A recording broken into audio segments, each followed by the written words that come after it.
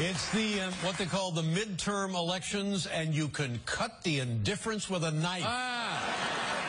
Midterm election day, or as people under 65 call it, hey, why are all those old people lined up at the elementary school? The candidates have all said all that can be said and walked back all that they can regret having said. It's very important. Don't forget to head down to your local polling place and cancel out your dad's vote.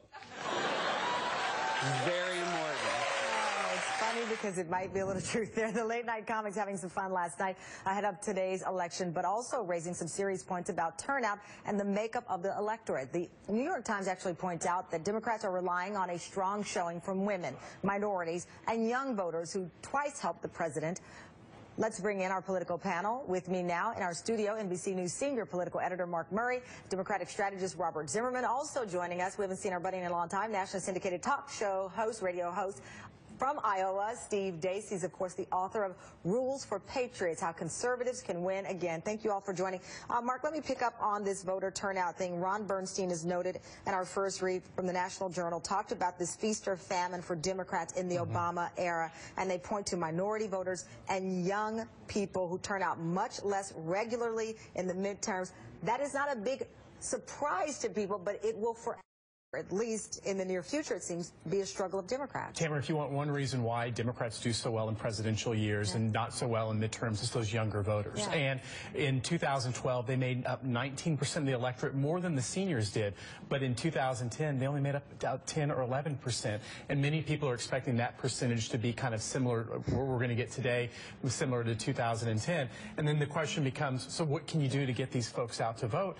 And a lot of smart people that I often talk to is, you have to wait for these 18 and 29-year-olds, maybe people in their early 30s, to become senior citizens before Democrats all of a sudden start dominating. Wow. You know, it's but that's very bleak because, listen, you saw in Georgia, Democrats attempt to bring in the Ferguson issue into the conversation. In North Carolina, there were Moral Mondays as people were vigilant, trying to motivate minority voters outside of waiting until the 18-year-old, my nephew's age, turns whatever the senior citizen. I don't keep up because I don't try to stay young, but in my mind, you know, until waiting that number out, I mean, what can the party do, especially now with this race, this midterm? You know, again, when it comes to minority voters, I actually think that the composition of the electorate is going to be very similar to presidential years. You're going to see very strong African-American turnout. I do think the Latino, there's been a lot that's been written about it. In the races that matter, like in Colorado, I think you're going to see strong turnout, good numbers for Democrats. Again, it's these younger voters that are going to make the difference, and how you actually decide to engage them or not, I think, you know, it's so hard to be able to do so.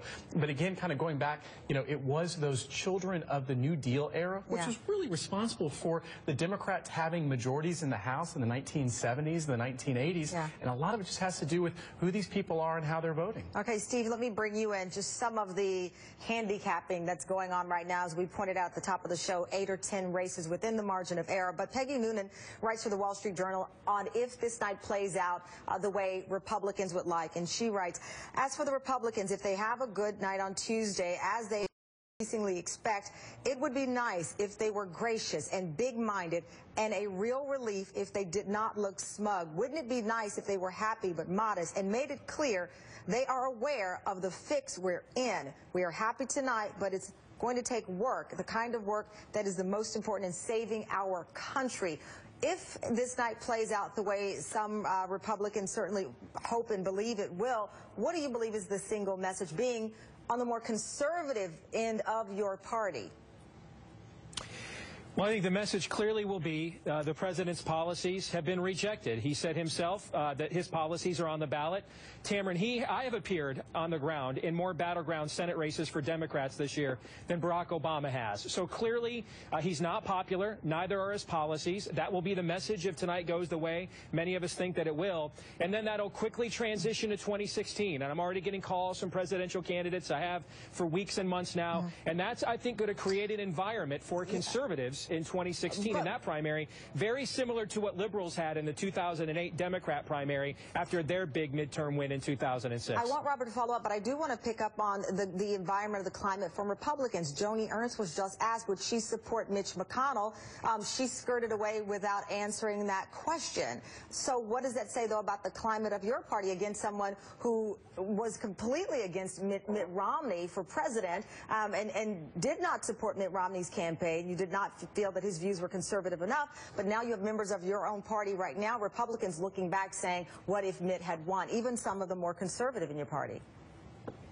Listen, I know plenty of conservatives around the country who are doing the math and thinking, you know, maybe the best outcome tonight is we get to 51 and McConnell loses. I mean, McConnell's popularity with conservatives around the country, it's almost as low as the president's. And I think that's why you're seeing Ted Cruz, who's going to run for president, saying he isn't not sold on supporting McConnell. That's why you're hearing that from Joni Ernst, because she's going to win today, but it's going to be by 3 or 4 points, and she needs to make sure she doesn't lose 1 or 2 points of conservatives who don't like Mitch Robert, McConnell. we had Congressman Yarmuth on, and he says that, you know, listen, the landscape as he views it, if the Republicans control Senate and the House, he believes it will be more extreme, doubling down of more extreme votes from Obamacare to the Clean Air Act, just some of the things that are great sources of enthusiasm for Democrats. Peggy Noonan's column that you referred to was a lovely sentiment for a Hallmark Hall of Fame card.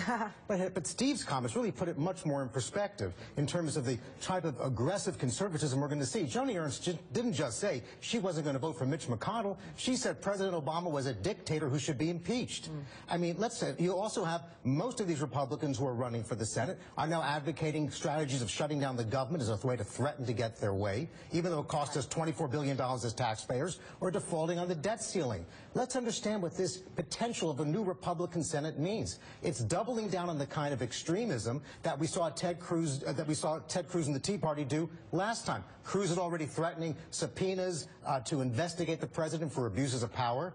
But with all that said, what Steve's point is, if the Republican Party has the night it's expecting, it's a referendum on President Obama, despite all of the things you just laid out. Well, you see, I think there's a very big difference. We're looking at 10 states, 7 of which are not just Republican states, but voted against Obama by double digits. But Colorado, New Hampshire are states that Democrats thought they owned, in a sense, or at least would have some traction. New Hampshire, I agree with you on. The other Colorado? Colorado, we certainly should have owned it and should have done better there. But I think we still can win that state. But the fact that it's close is also troubling. My point to you is there's a big, obviously any president in for 6 years wears on the public. But the issues of, for example, expanding the minimum pay equity for women, making college more affordable for kids, by every poll, that has great national support. Democrats have got to do a much more aggressive job in asserting that and be less defensive in discussing the agenda. All right, and last but not least, Mark, just the TikTok here. The team, your first read team pointed out early in the evening, we'll be looking at New Hampshire to see how that comes back, North Carolina, and that could set the stage. Absolutely. These are maybe the 2 most important states to watch. And early poll closing times in North Carolina, it's at 7:30. In New Hampshire, it's at 8. It might take a couple hours for all that vote to be able to come in. But if Democrats are holding on, then all of a sudden you can still see that they have a path to a Senate majority. But boy, if Republicans win 1 or both of those, it's Katie bar the door, and it's going to be a really rough night for Democrats. So those 2 states are probably going to tell us a lot about how the national mood and everything else is breaking. All right. I'll be through my first pint of Haagen-Dazs after those numbers come in. Steve, what do you think your night will be like? Robert says Haagen-Dazs for him to comfort him if the Democrats get taken out here. I got to tell you, I'm more of a Ben & Jerry's guy. Those communists can make some great ice cream. Okay, thank you very much. A little humor in what will be an absolutely tense night, we know for sure. Thank you very much, gentlemen. Thank you. Up next, Kansas may elect its first non-Republican senator since 1932. Why our team on the ground says independent Greg Orban poses a real threat to 3-term reign of Republican Senator Pat Roberts, and how one Tea Party Senate candidate in Louisiana could upset the GOP's chances of winning control of the Senate. We'll be right back with a live report. But first, the president was on the trail this weekend, revving up the vote in Philadelphia. Take a look. This is straightforward. I got a simple message. We got to vote.